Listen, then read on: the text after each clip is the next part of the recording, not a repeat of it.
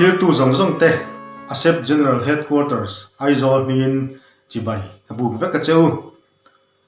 Mizoram State Animal chu saza ani ti kan thria zero red zero ani ya ti chuan hum hal ngai ber te ji ngami ani kan ti lo theilawa Mizoram tan chuan ram sahlu ani ya kan state animal kan chin chiana poimo takko ani ya Aizawl Zoological Park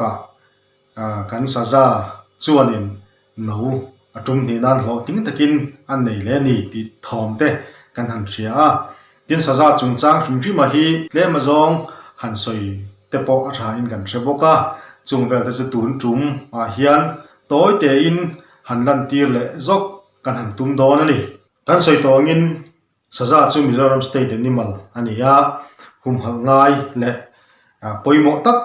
mai ani ya ti cho saza nung chang hi tlem han soi ve thum thim melangina thao me ramchin bi territory an nei ve thina chumi chu kong tum mangte an ek cheng mangte nan chin chia ve thina kha saza khan kha territory ba ka chu apel ngai lem lawani tin kha territory ya khan saza dangan local ni poin ngai theilo le ve boka chutiang chuanin ram hau chin hian nei ve thina ni tijon saza hiram salian ve pa ngai tak an ni ya keji somnga somruk somsari za thleng te poin an ni theya chutiang chu an size an len zong aturam po kan mitha thiam ngal mai ome ti chuan saza hi the Wildlife Protection Act nuai hian schedule 1 animal ani yaram sa chungnung berada ani ya achunga dan bo chiat na kan lo nein eng tin nge hremna dan tia hi kan riat a tulin ka ria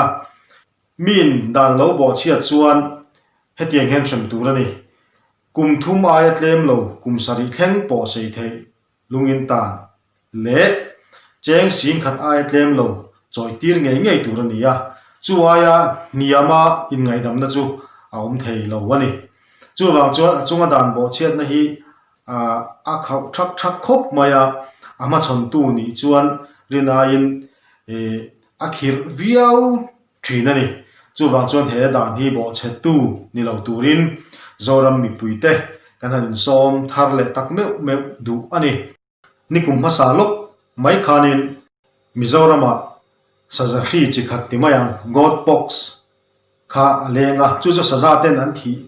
puina sakhop maya Mizoram hun sang sanga an thi pui deuh zoi zoya mangatianga kanram saza te asuat mang mayanga ti hlo thonom khopin awma ruang hlom tur ni lem lo te poram pilila tam tak kha khan ati hlumang an thi puyang ti porin oma chutiang din mun har sa tak chu kanram saza te nan lo to a chutiang kara chuanin chanchin lomom tak hai tun hai chowa kan han the chole a hun sang sanga a video te pokan non siam nual to a saza lo chuak nang no te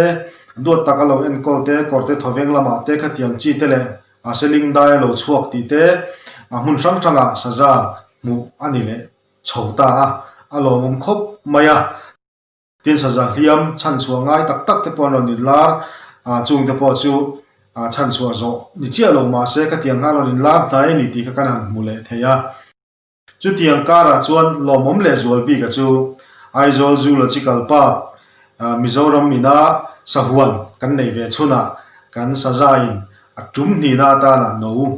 lo ting tak maya an nei le ta hi amu nomin chanchin riat an nuam khop maya September ni som patni kha nei ni in riat ania ti chuan ni kum lok khanin he saza ve khianin no lo ting takin na lo nei to boka ti chuan tum ni lo ting deuh mai in no lo nei ta ni he chanchin hi alomom khop maya sahuana thok tu te a en kol tu te po afak oma hetianga chi in tha pung thei tura an lo en kol la khatianga an lo hum hal te po in te tiang an lo veng hima khatianga an lo om thei kha lo mom khop maya tun tuma hian he chanchin lo mom tak mai hi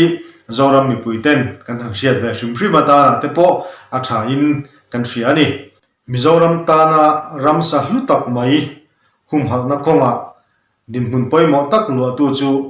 kan sahuan hi ani kan ti lo thei lo wanga sahuana chuan saza te pon ta saza lo te pon oma khang kha conservation ata na thil poi mo tak pakhat ani ya chuta sahuanina athil tumjinga poi mo tak mai chu anin tha punna a hi ani ya chutianga chuanin aizol zoological park enkol tu te an fakom khop maya hetianga saza in tum ni lai mai no hlotling taka anan ne tir theya hi an fakoma an chunga po thok tu de zong chunga asep general headquarters chuan lom thu kan han sei tak pe meu bokani hetiang hi thei top chua lo en kola lo hum hala lo veng him tu nizel turin du sakna te po kan han hlan thar ani kan rama kan saza ni te saza changlo kan ramsa ten tlem to hengang zong te hi ahum hal tu ni theu turin kan han som thar le tak meu duani